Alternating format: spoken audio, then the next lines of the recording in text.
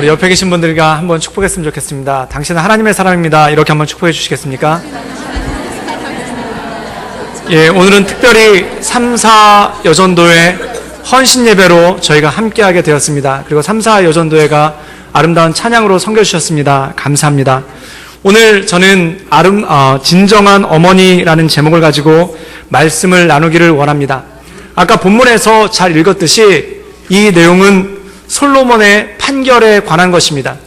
우리가 잘 알다시피 솔로몬은 성경에 나오는 가장 지혜로운 왕이죠. 그리고 그의 지혜가 가장 돋보이는 재판, 그 판결이 바로 오늘 읽었던 말씀입니다. 그런데 우리가 이 말씀을 읽으면서 첫 번째 느끼는 것은 정말 솔로몬이 지혜롭다라는 것을 느낄 수가 있습니다. 그런데 약간 다른 각도에서 보게 되면은 솔로몬의 지혜뿐만 아니라 진정한 어머니란 어떤 어머니인가, 진정한 어머니의 모습은 어떤 어머니의 모습인가가 이 말씀 가운데 잘 나와 있죠. 그래서 이 이면에 보면은 솔로몬의 지혜뿐만 아니라 진정한 어머니의 모습, 그리고 좀 더 나아가서 진정한 그리스도인의 모습은 무엇인지, 그리고 예수님을 본받는 삶이 무엇인지에 대해서 말씀하고 있는 것이 오늘 말씀의 내용입니다.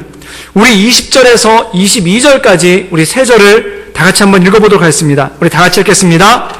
그가 밤중에 일어나서 이 여종 내가 잠든 사이에 내 아들을 내 곁에 가져다가 자기의 품에 누이고 자기의 죽은 아들을 내 품에 누였나이다. 아침에 내가 내 아들을 젖먹이려고 일어나 본즉 죽었기로 내가 아침에 자세히 보니 내가 낳은 아들이 아니더이다 하매 다른 여자는 이르되 아니라 산 것은 내 아들이요 죽은 것은 내 아들이라 하고 이 여자는 이르되 아니라 죽은 것이 내 아들이요 산 것이 내 아들이다 하며 왕 앞에서 그와 같이 쟁론하는지라. 오늘 말씀 가운데 보면은 두 명의 여인이 등장합니다. 이 두 명의 여인은 한 집에 살고 있었는데 이 둘이 3일을 간격으로 거의 동시에 아들을 낳게 됩니다. 그리고 이 둘이 아들을 키우는데 문제가 생깁니다. 얼마 되지 않아서 한 여성이 낳은 아들이 불의의 사고로 죽게 됩니다. 그러니까 이 여자가 어떻게 하냐면 죽은 자기 아들을 바꿔치기를 합니다.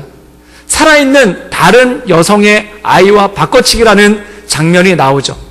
그때 이 다른 여성이 자기 아이에게 젖을 물리려고 봤다가 애가 죽어 있는데 가만히 보니까 자기 아이가 아닌 거예요. 그리고 옆을 보니까 그 여자가 데리고 있는 게 자기 아이들라는 것입니다. 그래서 이 아이를 다시 찾으려고 했더니 그 여자가 아니라 이 아기는 내 아기다 라고 싸우는 장면이 나옵니다. 그래서 이 둘이 해결할 수가 없어서 이것을 솔로몬 왕 앞에 가지고 나와서 판결을 기다리는 장면이 오늘 말씀 가운데 내용이죠. 사랑하는 여러분, 참 난감한 장면입니다. 엄마는 2명인데 아이는 하나인 거예요. 그리고 그 2명의 엄마가 각자 이 아이는 내 아이다 라고 우기고 주장하는 장면이 오늘 말씀 가운데 나와 있죠. 요즘 같으면야 유전자 검사를 통해서 이 아이가 누구의 아이인지 알아낼 수 있겠지만 옛날에 그걸 어떻게 알겠습니까?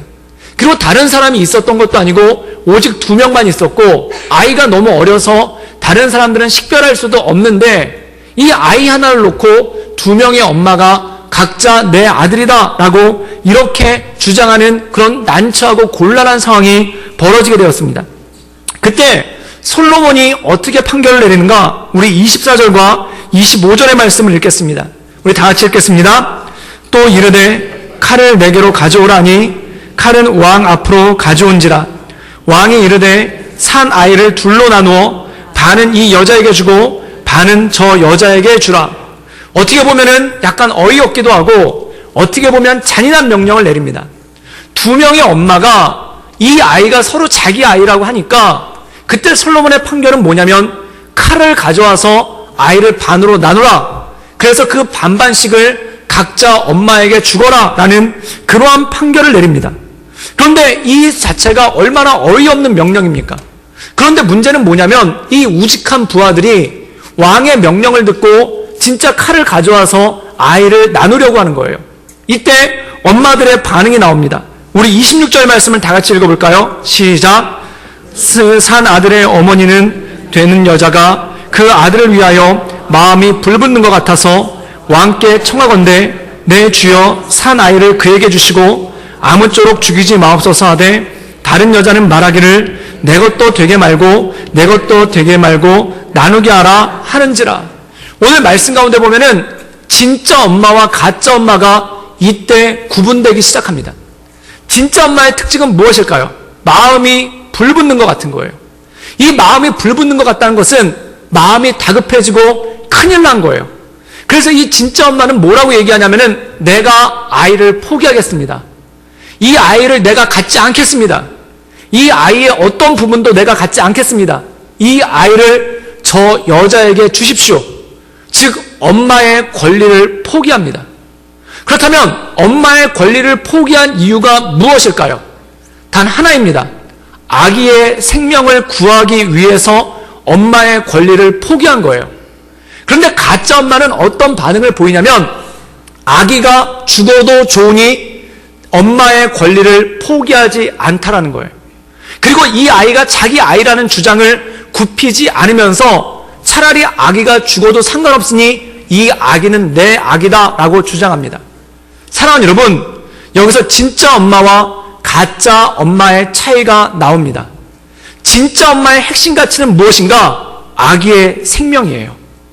어떻게 하든지 아기가 살아남는 것, 아기가 생명을 얻는 것, 아기가 죽지 않는 것이 진짜 엄마의 핵심 가치입니다. 그런데 가짜 엄마의 핵심 가치는 무엇인가? 엄마라는 권리예요. 이걸 안 놓으려고 하는 거예요. 엄마라는 권리를 놓지 않으려고 하는 거예요. 이 사람은 가짜 엄마는 어느 정도냐면 아기가 죽거나 말거나 상관없습니다. 그러나 내가 엄마라는 권리는 포기하지 않겠습니다 라고 주장하는 장면이 이 말씀 가운데 나오죠. 사랑하는 여러분, 진짜 엄마는 아기의 생명을 최우선으로 합니다. 그런데 가짜 엄마는 자기의 권리를 최우선으로 한다는 것이죠. 사랑하는 여러분, 이것이 진짜와 가짜의 구별법입니다. 진짜는 생명을 살리기 위해서 자기의 권리를 포기합니다. 진짜는 생명을 살리기 위해서 자기의 주장을 내려놓습니다. 그리고 진짜는 생명을 살리기 위해서 자기의 모든 것을 내어놓을 줄 압니다. 그런데 가짜는 자기 것을 붙잡기 위해서 생명이 죽고 말고에는 아무 관심이 없습니다. 어떻게 하면 내 권리를 내가 주장할 수 있을 것인가? 어떻게 하면 내 자리를 확보할 수 있을 것인가? 어떻게 하면 내가 가지고 있는 것을 놓지 않을 것인가? 그거에 관심이 많다라는 것이죠. 사랑하는 여러분, 이것에 대해서 솔로몬은 어떻게 판결합니까? 솔로몬의 지혜는 이것입니다. 진짜 엄마는 아기의 생명을 중시한다는 거예요. 사랑하는 여러분, 우리가 진짜로 살아가는 길은 무엇인가? 이 세상을 살아갈 때도 가짜와 진짜가 구별됩니다. 진짜는 누구인가? 생명을 살리기 위해, 다른 사람을 살리기 위해, 내가 사랑하는 사람을 살리기 위해 나를 내려놓는 사람이 진짜입니다. 그러나 가짜는 무엇인가? 죽거나 말거나 내 것을 고집하고 그 앞으로 나간다는 것이죠. 그런데 이 말씀, 진짜 엄마의 모습에서 우리는 예수님의 모습을 알 수가 있습니다. 사랑하는 여러분, 예수님은 하늘의 높은 보좌에 계셨던 분입니다. 빌립보서 2장에는 예수님에 대해서 이렇게 말씀하고 있습니다. 그는 근본 하나님의 본체시나 하나님과 동등됨을 취할 것으로 여기지 아니하시고 오히려 자기를 비어 종의 형상을 입었다라고 말씀하고 계십니다. 이것은 무엇일까요? 자기의 권리를 내려놓으셨다는 거예요. 하나님의 권리를 내려놓으셨다는 거예요. 하나님으로서 천국의 보좌를 내려놓으시고 이 땅 가운데 오셨다는 겁니다. 그 이유가 무엇일까요? 우리를 구원하기 위해서 이 땅 가운데 오셨다는 것입니다. 우리의 생명을 위해서, 우리를 살리기 위해서 하나님됨의 권리를 내려놓으신 것, 우리를 살리기 위해서 자기의 권리를 포기하신 것, 이것이 바로 예수님의 모습이라는 거죠. 마치 이 말씀에서 엄마가 자기 아들을 살리기 위해 엄마됨의 권리를 포기한 것처럼 하나님께서는, 예수님께서는 우리를 살리기 위해 예수님으로서의 권리를 내려놓고 포기한다는 것입니다. 사랑하는 여러분, 때로 우리는 자존심을 지키기 위해서 진짜 중요한 것을 버릴 때가 있습니다. 내 자존심을 지키려고 진짜 중요한 걸 버릴 때가 있어요. 예를 들자면 이런 것입니다. 남자분들이 가장 많이 하는 말씀 중에 하나가 뭐냐면, 나는 한다면 하는 사람이야.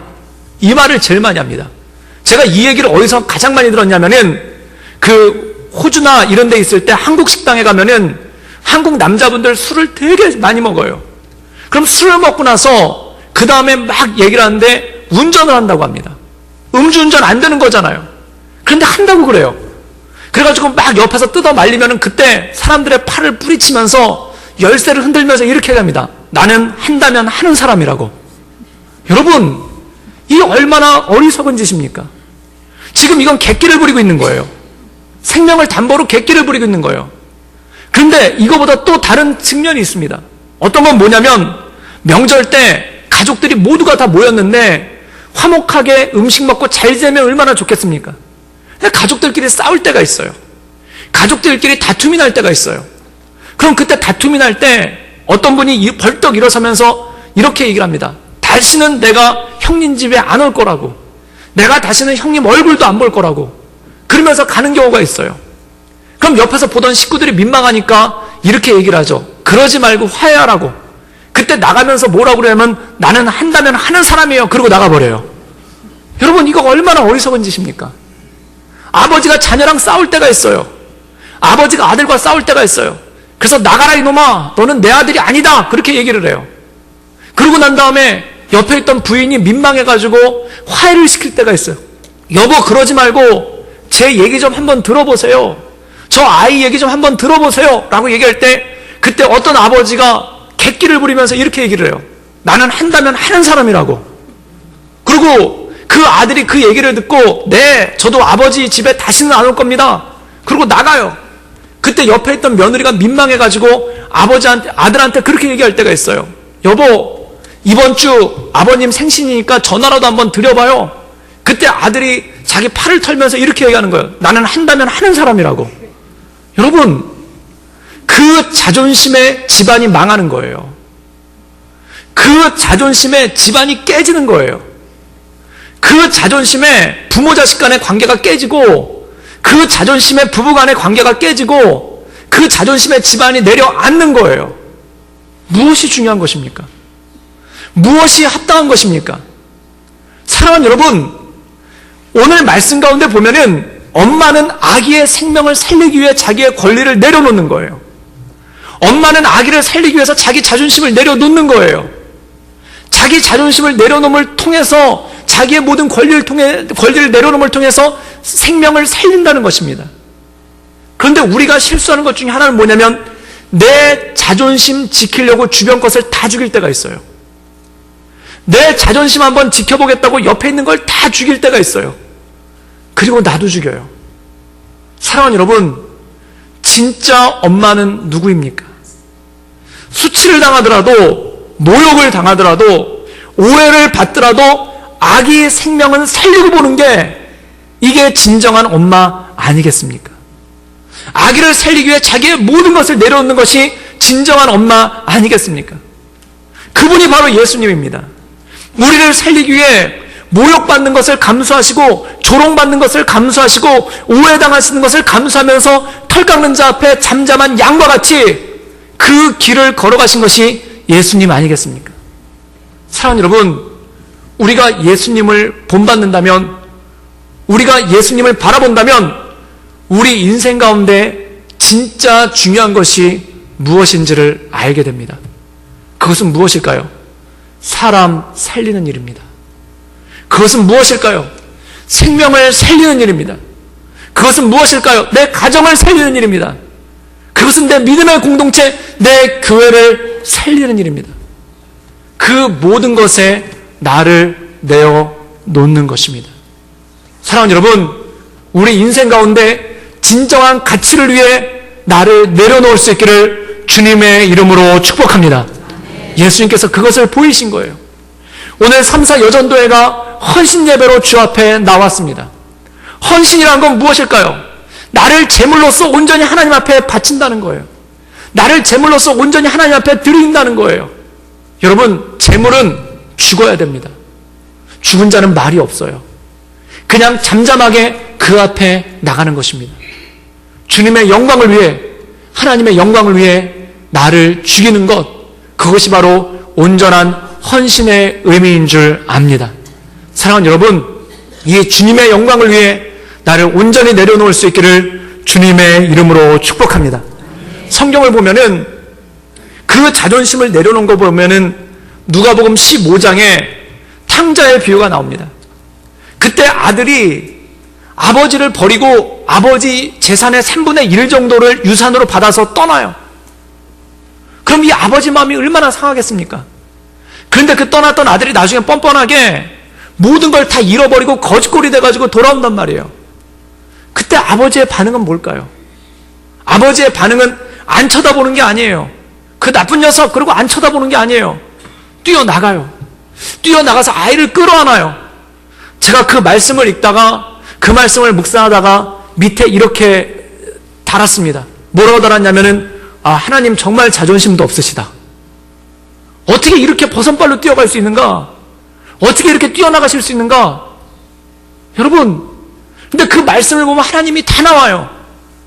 하나님은 모든 자존심을 다 내려놓으셨습니다. 하나님이 그 모든 자존심을 다 내려놓은 것, 그것이 바로 예수 그리스도의 십자가의 사건 아니겠습니까? 우리 하나님께서 자기의 모든 것을 다 내려놓은 것, 그것이 바로 이 땅 가운데 오셔서 모욕받고 천대받고 괄시받으시고 십자가에서 조롱당하시고 그 피를 다 흘리기까지 죽으신 그 예수님의 모습이 아니겠습니까?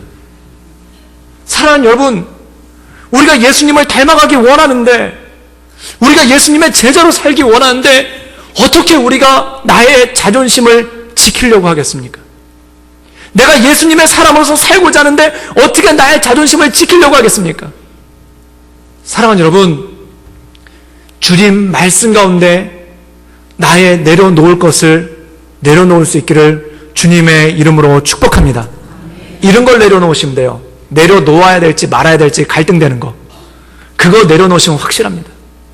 그리고 요것만 내가 한번 접으면 우리가 화목해질 텐데, 요것만 내가 한번 접으면은 화해할 수 있을 텐데, 요것만 내가 한번 접으면은 우리 가정이 온전해질 텐데, 요것만 내가 한번 접으면은 그 사람과의 관계가 풀릴 텐데, 그거를 접으셔야 됩니다. 그것을 내려놓을 때 온전히 풀리게 하시는 하나님의 역사가 나타난다는 것이죠. 이 솔로몬에 이어서 아가서에 보면 이런 말씀이 나옵니다. 이 아가서는 그 Song of Song이라고 해서 노래 중에 노래예요. 그래서 가장 아름다운 노래로 꼽힙니다. 근데 아가서를 가만히 읽어보면은 그냥 남녀 간의 애정 행각에 관한 얘기예요. 그런데 어떻게 보면 약간 민망하기도 합니다. 그냥 남자 여자가 서로 연애하는 얘기예요. 민망해요. 그런데 이거를 언제 읽었냐면은 6월절 날 대제사장이 사람들 앞에서 읽었던 성경 중에 하나가 아가서입니다. 내용을 보면 이런 거예요. 내 어여쁜 자여 일어나 나와 함께 가자. 지금 대제사장이 자기의 하얀 수염을 휘날리면서 그걸 읽고 있는 거예요. 내 연모하는 자여, 내 사랑은 뜨겁고, 그러면서 그걸 하고 있는 거예요. 왜 그럴까요? 이 아가서를 읽어보면요, 스토리가 이겁니다. 솔로몬이라는 왕 중에 왕이 있어요. 최고의 왕이에요. 그런데 이 사람이 어떤 여자를 하나 사랑해요. 그런데 이 여자가 누구냐면은 구스 여인이에요. 구스의 양치기 여인입니다. 구스는 이디오피아예요. 아프리카 흑인이에요. 그 아프리카 흑인 여성 하나를 솔로몬이 사랑하는 거예요. 그럼 이 여자가 대단히 잘생기고 예쁘게 생긴 흑인 여성인가? 아니에요. 아가서에 보면은 그 여자의 별명이 뭐냐면 게달의 장막이에요. 이 게달의 장막이 무슨 뜻이냐면은, 게달의 장막은 그 양들이 겨울에 추울까봐 덮어주는 그 양 이불이에요. 그러니까 냄새가 나고 굉장히 더럽습니다. 그것을 한국식으로 번역을 하면 이 게달의 장막은 무슨 뜻이냐면은 뭐 호떡집 행주 내지 찌그러진 개밥그릇 뭐 이 정도예요. 그러니까 이 여자의 별명이 뭐냐면 한국식으로 하면 호떡집 행주내지 찌그러진 개밥그릇이라는 거예요. 그리고 이 여자를 보고 오빠들이 걱정을 해요. 제가 시집은 갈 수 있을런지. 그리고 마을 여자들이 그 여자를 놓고 조롱을 합니다. 너 그래서 시집은 가겠니? 이렇게 얘기해요. 정말 볼품없는 이디오피아의 흑인 여자예요. 이 여자가 술람미의 여인이에요. 그런데요, 왕 중에 왕이라고 불리우는 솔로몬이라는 사람이 이 여자를 너무 사랑합니다. 그래서 이 여자를 보기 위해서 산을 건너고 바다를 건너고 물을 건너고 들판을 건너서 이 여자의 집까지 와요. 그리고 집에 문을 두들기면서 이 여자를 부릅니다. 그런데 더 놀라운 사실이 있어요. 이 여인이 거기서 튕기기까지 하세요. 뭐라고 나오냐면은 내 사랑하는 이가 문을 두들기는데 내가 침상에서 일어나 문을 열어주기가 너무 귀찮구나. 그래서 침상에 누워서 뭐라고 얘기하면 다음에 다시 오라고 그래요. 지금 솔로몬은 왕인데 물 건너 바다 건너 산 건너서 왔거든요. 그리고 사랑하는 이요. 그리고 문을 두들기는데 이 여자는 침상에서 일어나서 문 열어주는 게 귀찮아서 다음에 다시 오라고 그러는 거예요. 그때 솔로몬이 간절한 외침을 합니다. 나의 사랑하는 이여, 나의 어여쁜 자여, 일어나 나와 함께 가자. 이게 아가서 내용입니다. 그런데 왜 이게 아름다운 노래일까요? 여기에 하나님의 마음이 대입되어 있다는 겁니다. 이 아가서의 내용은 하나님을, 인간을 향한, 사람을 향한 하나님의 사랑이 그 안에 고스란히 녹아져 있는 거예요. 그것은 무엇입니까? 이 술람미 여인이 우리와 같다는 거예요. 보잘것없는 존재, 아무 가치 없는 존재, 아무 쓸모없는 존재, 사랑받기에 합당하지 않은 존재. 그런데 그 존재를 만왕의 왕이신 하나님이 너무 사랑해서 찾아와서 문을 두들기고 내 사랑하는 자여 나와 같이 가자라고 하는데 그걸 지금 거부하고 있는 모습이 아가서의 내용이라는 거예요. 그래서 그 아가서에서는 이렇게 끝납니다. 내 사랑은 지옥의 불보다도 더 뜨겁다라고 얘기합니다. 이게 바로 하나님의 마음, 하나님의 뜨거운 마음이란 겁니다. 이 아가서를 보면요, 솔로몬 왕이 자기 자존심을 다 내려놔요. 그 만왕의 왕, 그냥 사신을 보내서 부르는 게 아니라 이 만왕의 왕인 솔로몬이 사신을 보내서 부르는 게 아니라 자기가 직접 뛰어가요. 그리고 거기서 문을 두들기면서 제발 나오라고 얘기를 합니다. 사랑하는 여러분, 자기 자존심을 다 내려놓은 거예요. 자기를 완전히 비운 거예요. 왜 그럴까요? 사랑 때문에 그렇다는 것입니다. 여러분, 사랑이 크면은 뭐든지 다 내려놓을 수 있습니다. 내려놓지 못한다는 것은 사랑이 작다는 거예요. 내 권리를 포기하지 못한다는 것은 사랑이 작다는 거예요. 사랑한 사람은 자존심에 대해서 말하지 않습니다. 겸손해지려고 겸손해지는 게 아니라 사랑이 넘치니까 겸손해지는 거예요. 자존심을 부리려고 자존심을 부리는 게 아니라 자존심을 버리려고 자존심을 버리는 게 아니라 사랑하니까 자존심이 버려지는 거예요. 사람들이 물어요. 당신은 자존심도 없어? 내 자존심이 있는지 없는지도 몰라요. 왜 그런가? 사랑하기 때문에. 사랑하면 물불을 가리지 않게 되는 것입니다. 사랑하는 여러분, 저는 여기 있는 우리 3사 여전도회와 그리고 구덕교회 모든 성도님들이 이 주님의 충만한 사랑 가운데 거할 수 있기를 주님의 이름으로 축복합니다. 이 사랑이 흘러넘치면 물불 안 가리게 되는 거예요. 내 것을 주장하지 않게 되는 거예요. 자존심이 상하지도 않아요. 기분 나쁘지도 않아요.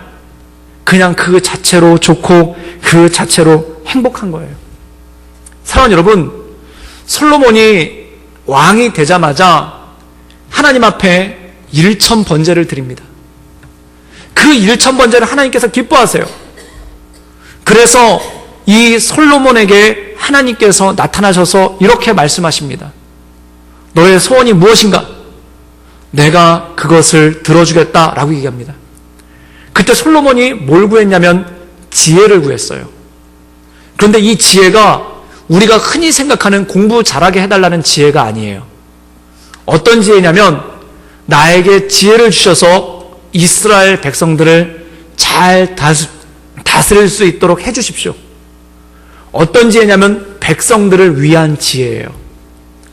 백성들을 잘 다스리기 위한 지혜예요. 이것은 어떤 지혜일까요? 사랑의 지혜라는 겁니다. 솔로몬이 구한 것은 단지 냉철하고 똑똑한 머리가 아니라 뜨거운 가슴에 사랑을 구한 거예요. 어떻게 하면 백성을 잘 다스릴 수 있겠습니까? 그 사랑을 구한 거예요. 그때 하나님께서 이것을 너무 기뻐하십니다.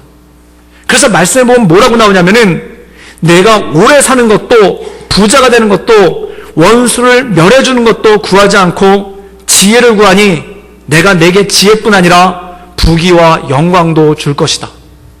그리고 진짜 그렇게 채워주셨어요.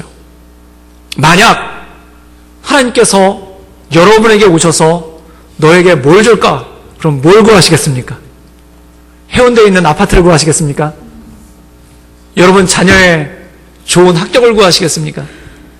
만약에 하나님께서 제게 오셔가지고 너는 무엇을 구하는가? 라고 묻는다면 저는 솔로몬과 같이 이것을 구하겠습니다. 제게 사랑을 주십시오. 사랑을 주십시오. 세상에서 제일 힘든 게 무엇인가? 사랑 없이 목회하는 거예요. 그거는 목회가 아니라 지옥을 사는 겁니다. 여러분, 세상에서 가장 힘든 게 사랑 없이 가정생활하는 거, 사랑 없이 부부생활하는 거, 사랑 없이 남녀간에 데이트하는 거, 그리고 사랑 없이 목회하는 거예요. 전 그게 두려워요.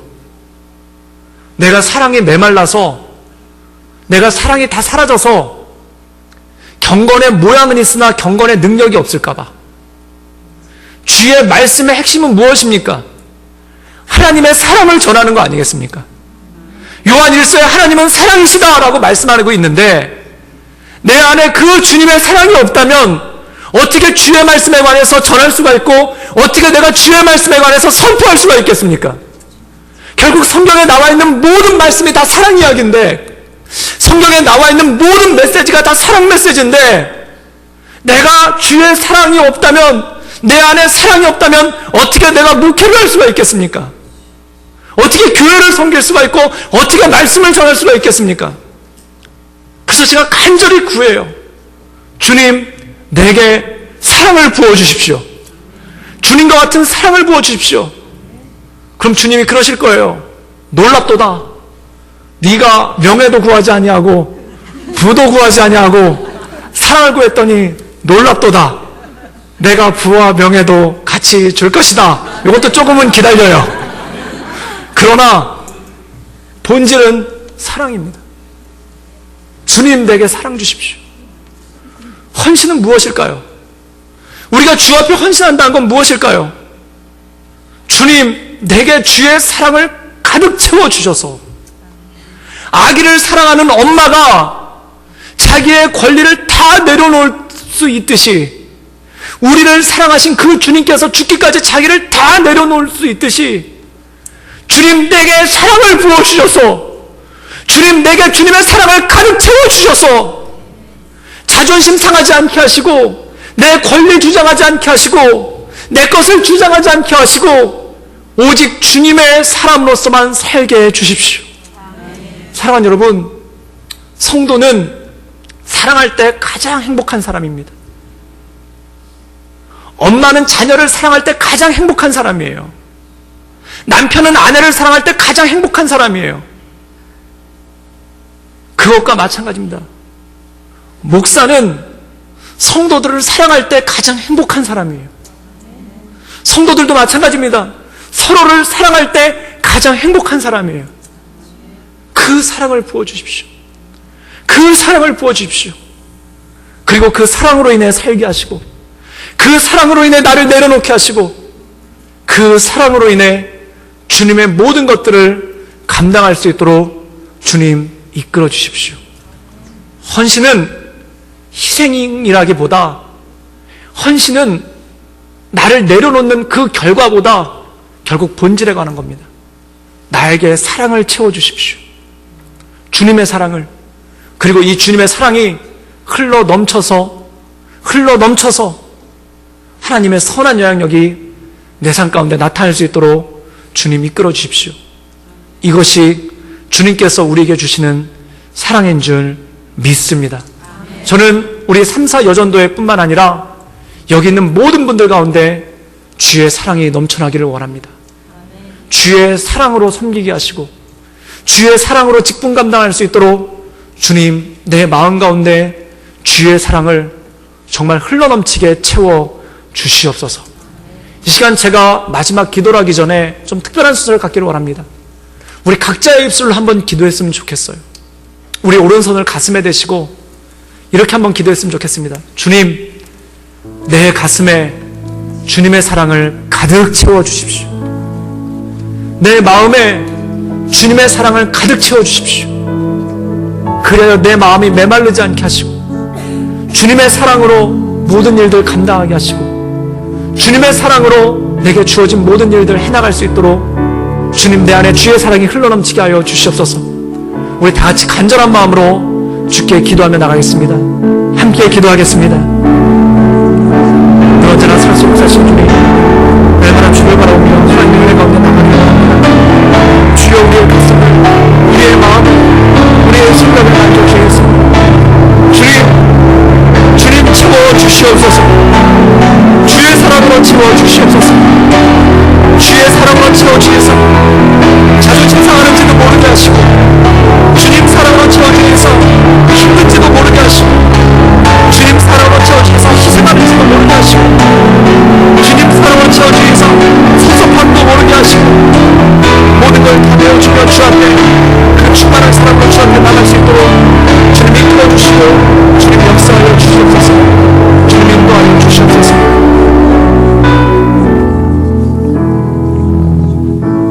주님, 우리를 사랑하셔서 하늘의 영광을 버리시고 모든 권리를 버리시고 자존심도 버리시고 모욕과 천대받는 것을 달게 여기신 그 예수님의 모습을 내 삶 가운데 보게 하시고 본받게 하여 주시옵소서.